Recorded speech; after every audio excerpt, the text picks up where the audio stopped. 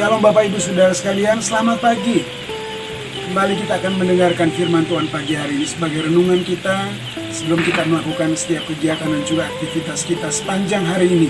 Kita akan berdoa terlebih dahulu. Bapa di surga, kami sangat bersyukur untuk kasih setiamu, untuk pertolongan, perlindunganmu dalam hidup kami, untuk berkat yang kau beri bagi kami. Kami mau terus berserah kepadamu, mau tetap mengandalkan Tuhan lebih dari segalanya. Kami akan mendengarkan renungan firman-Mu. Berfirmanlah bagi kami, biarlah kami boleh belajar dan mengerti firman ini menjadi firman iman dalam hidup kami. Semakin hari semakin setia di hadapan Tuhan. Urapi kami, berkati kami, dan urapi hamba-Mu pakai menjadi alat-Mu pagi hari. Dalam nama Tuhan Yesus Kristus, kami bersyukur, kami sudah berdoa. Haleluya, amin.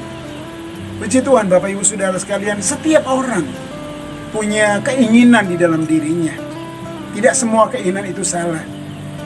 Yang penting keinginan itu tetap dalam tempat yang baik, itu tidak masalah, itu tidak apa-apa. Namun kita juga harus waspada dan juga hati-hati. Terkadang kita terjerat oleh keinginan-keinginan kita sendiri.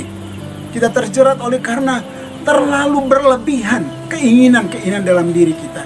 Itu sebabnya betapa pentingnya kita butuh penguasaan diri, mengendalikan diri. Itu yang harus kita lakukan. Dan tidak ada cara lain. Kita belajar dari firman Tuhan bagaimana caranya kita mengendalikan diri kita masing-masing. Supaya ada saat ada masa-masa yang sukar, masa-masa yang sulit, kita bisa menempatkan diri kita di tempat yang semestinya, di tempat yang baik. Saya akan bacakan firman Tuhan sebagai renungan kita pada saat pagi hari ini di dalam Amsal pasalnya yang ke-25. Saya akan bacakan ayatnya yang ke-28. Sekali lagi, Amsal 25 ayat 28. Saya bacakan bagi kita semua. Orang yang tak dapat mengendalikan diri adalah seperti kota yang roboh temboknya. Orang yang tak dapat mengendalikan diri seperti kota yang roboh temboknya.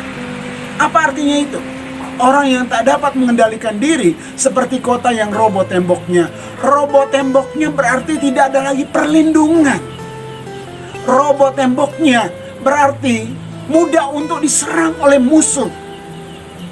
Roboh temboknya berarti tidak ada pertahanan.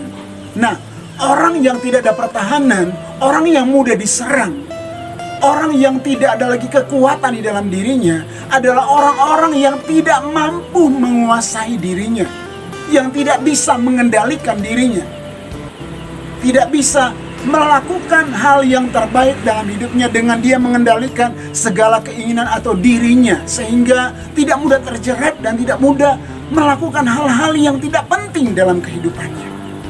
Itu sebabnya Bapak Ibu Saudara sekalian, mari kita kendalikan diri kita.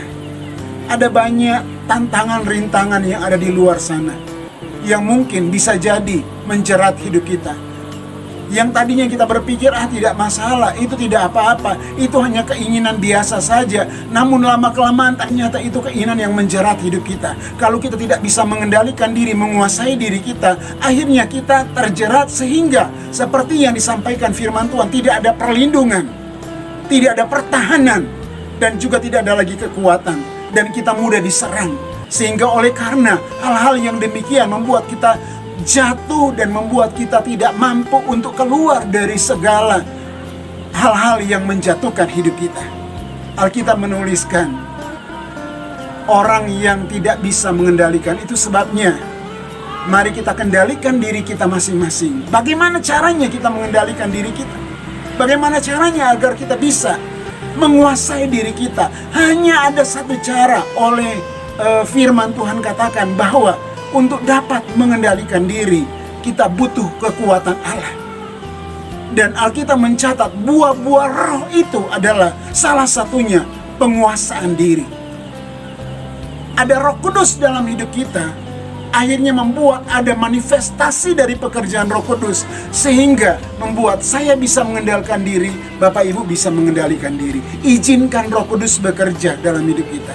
Izinkan Roh Kudus menguasai hidup kita, supaya jika ada tantangan di luar sana yang mungkin mau menjerat kita dengan mau menggoda segala keinginan di dalam diri kita, kita tidak akan mampu atau kita tidak akan dapat tergoda dengan hal itu, karena kita mampu mengendalikan diri kita dengan kekuatan Allah, dengan kuasa Roh Kudus, yang hidup di dalam hidup kita.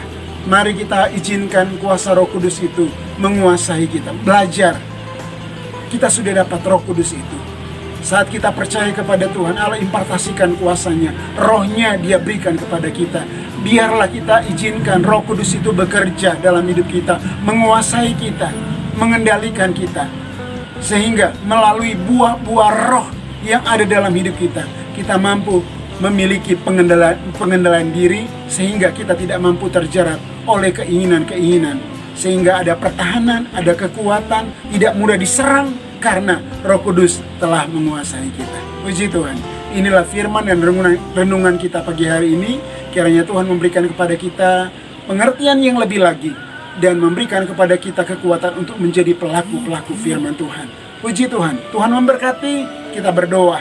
Bapa di surga, terima kasih untuk renungan firman Tuhan yang kami dengar pada pagi hari ini. Terbatas apa yang bisa hamba-Mu sampaikan, namun hamba-Mu berdoa, bekerjalah Engkau lebih dalam lagi dalam hidup umat-umat-Mu. Engkau lawat jamah Tuhan, di tengah-tengah situasi yang banyak sekali perubahan terjadi hari-hari ini, di tengah-tengah situasi yang Tuhan banyak sekali kesulitan hari-hari ini. Biarlah kami memiliki roh penguasaan diri, kami dapat mengendalikan diri kami oleh karena Roh Kudus hidup dalam hidup kami. Biarlah kami tetap hidup sesuai dengan kehendak Allah, sesuai dengan firman Tuhan, sehingga ada pertahanan yang kuat dalam diri kami. Tidak mudah kami terjerat, tidak mudah kami diserang oleh musuh, tapi benar kami memiliki kekuatan yang luar biasa karena kuasa Allah bekerja dalam hidup kami. Berkatilah seluruh umat-Mu, tolonglah kami semua sepanjang hari ini, dalam kami bekerja, dalam kami melakukan setiap kegiatan. Sertai lindungi, jaga, pimpin kami Tuhan.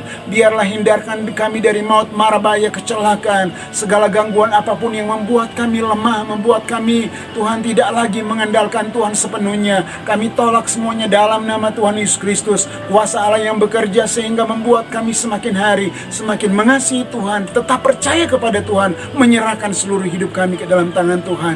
Yang sakit Engkau sembuhkan, yang susah Engkau hiburkan, yang beban berat dikeluarkan, punya masalah beri jalan keluar. Semua kami ditolong dan diberkati. Dalam nama Tuhan Yesus Kristus kami bersyukur, dan kami percaya Engkau mendengar doa kami, memberikan jawaban bagi kami. Kami sudah berdoa dalam nama Tuhan Yesus Kristus. Haleluya. Amin. Puji Tuhan. Salam sehat.